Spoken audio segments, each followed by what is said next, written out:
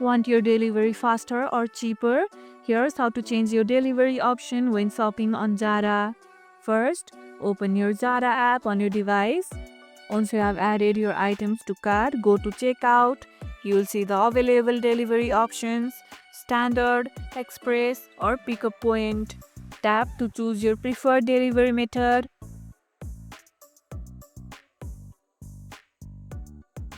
You might also see estimated delivery dates or prices for each.